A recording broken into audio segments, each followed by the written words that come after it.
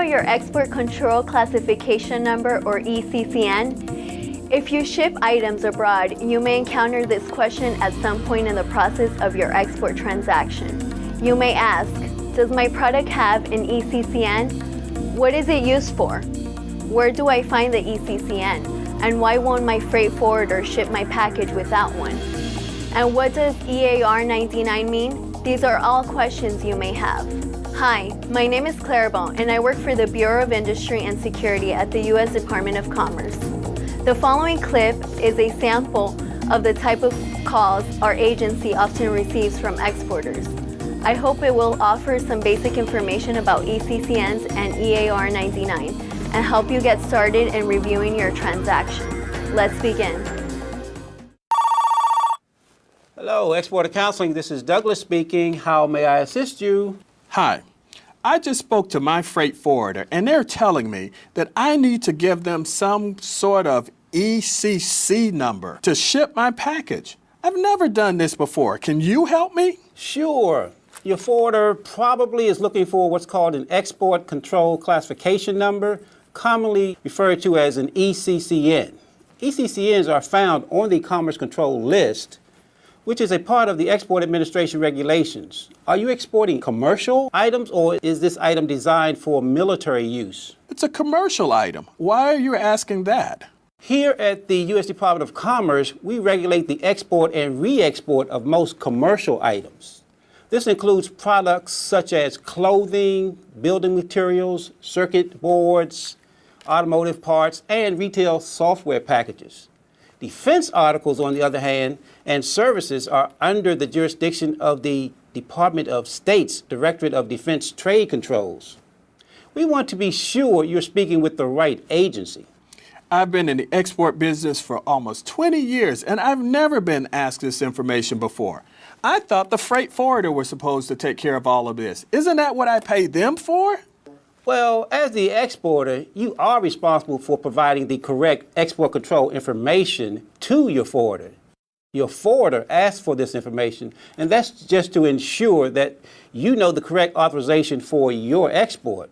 The forwarder needs this information to file complete and correct shipping documentation in the automated export system record. I see. Does every commercial product have an ECCN? Well, no. In fact, about 90% of exports by value are shipments of items that are not on the Commerce Control List. The vast majority of the exports subject to commerce jurisdiction are of items designated as EAR99. What does EAR99 mean? EAR99 is a basket category designated to cover most commercial items that are exported out of the United States.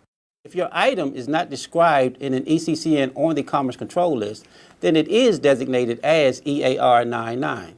EAR99 items generally consist of low-technology consumer goods, things like clothing, jewelry, artwork, and household goods. Those are EAR99.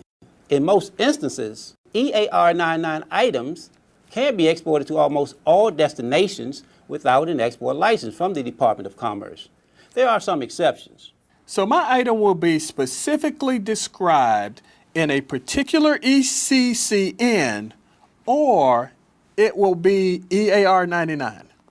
That's correct. Sounds like I've got an EAR99 item. Then it's smooth sailing from here.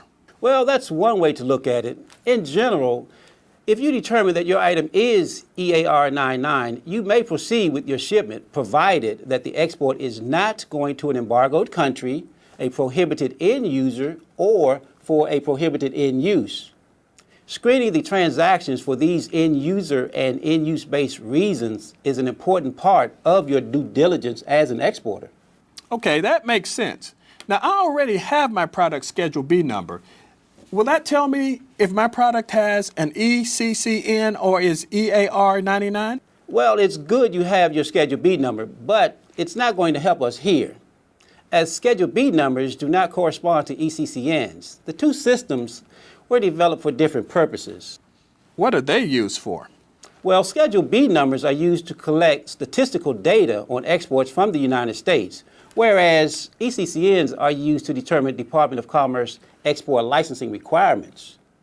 ECCNs indicate an item's reason for control, such as national security, missile technology, nuclear nonproliferation, crime control, and anti-terrorism, just to name a few. Well, I can see why they call it export control classification number. I can see that this export control business is pretty important to know about. Yes, in fact, without knowing the correct ECCN or EAR99 designation for your product, and without properly screening your transaction, you and your forwarder could export in violation of U.S. export laws. That's the last thing I want to happen. I want to get this right. Now, tell me what I need to do to get this shipment out ASAP. Well, the first step is to classify the item according to the specific technical characteristics described under the ECCN entries on the Commerce Control List. If it is described on the list, it will have an ECCN. Otherwise, it will be EAR99. Once you have your ECCN or determined that your item is not on the Commerce Control List and falls into EAR99 designation, we can help you determine if an export license is required to send your item to a particular destination. I'm looking forward to getting started. Let me get my product spec sheets and I'll call you back. Great. Just go over what we covered. Commercial items are under the jurisdiction of the U.S. Department of Commerce. We maintain the Commerce Control List, which identifies items by export control classification numbers, or ECCN. If your item is not on the Commerce Control List and does not have an ECCN, it is classified as EAR99. EAR99 items generally consist of low technology consumer goods and only require a license in certain situations. These include if your proposed export of an EAR99 item is to an embargoed country, to an end user of concern, or in support of a prohibited end use, in which case you may be required to obtain a license.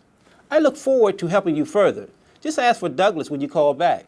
Wow, I didn't realize that the government could be so helpful.